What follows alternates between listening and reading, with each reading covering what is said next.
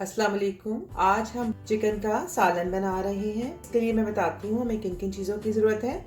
ये मैंने तकरीबन जो गोश्त लिया है वो 2.5 से 3 किलो के करीब गोश्त है। 2 मुर्गी का ये गोश्त है और इसके आप मीडियम साइज़ के पीसेस करवा लें सालन बनाने के लिए। ये 3 बहुत बड़े साइज़ के प्याज हैं।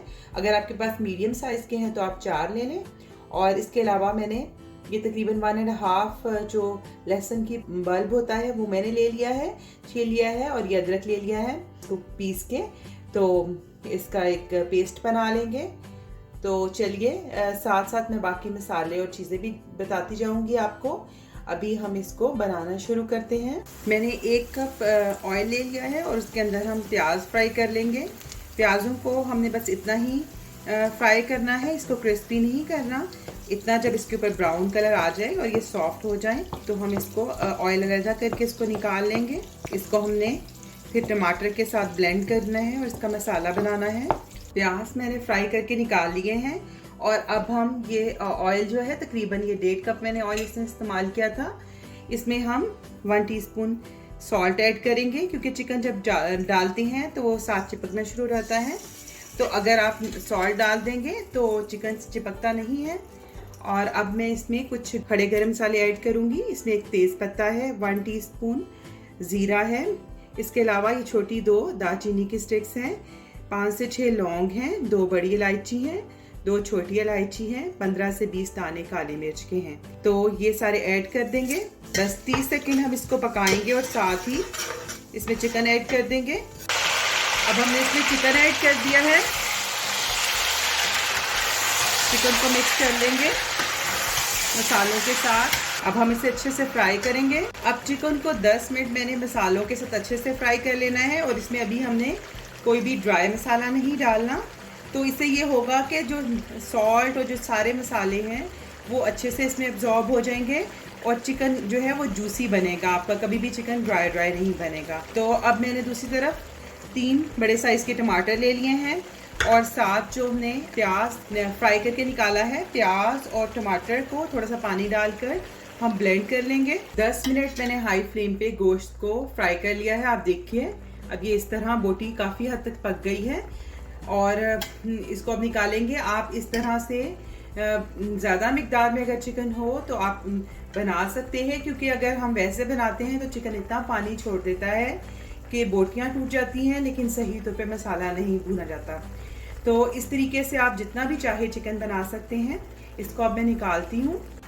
अब ये ऑयल है जिसमें से चिकन निकाल लिया है और चूँकि चिकन का इसमें थोड़ा बहुत स्टॉक था तो उसको मैंने 1 मिनट से तेज़ आंच पे ड्राई कर लिया है। और अब हम इसके अंदर, चूँकि ये स्टॉक तकरीबन ड्राई हो गया है, तो जो अदरक लहसुन हमने पीस लिया था उसका हमने पेस्ट बना लिया था पानी डालकर, वो इसमें ऐड करेंगे। इसको हम 1 मिनट अच्छे से भूनेंगे। अदरक लहसुन को हम भून रहे हैं। अब आपको स्पाइसेस बता देती हूँ जो कि अब हमने ऐड करने हैं। 1 टीस्पून सॉल्ट मैंने पहले ऐड किया है, 1 टीस्पून भर के अब ऐड कर रही हूँ।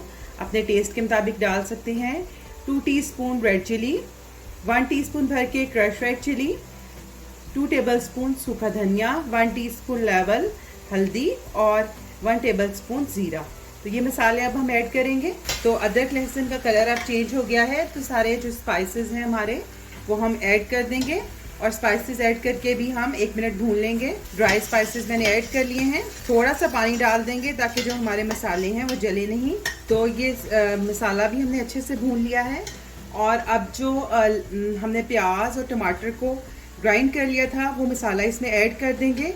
और अब हमने इसको इस वक्त तक भूनना है जब तक कि इसमें से घी ना निकल आए। तकरीबन 10 मिनट हुए हैं मसाला मैं भून रही हूँ। आप देखिए कि घी जो है ऊपर आ गया है, मसाले में से जो पानी है अच्छे से ड्राई हो गया है, मसाला भी भून गया है।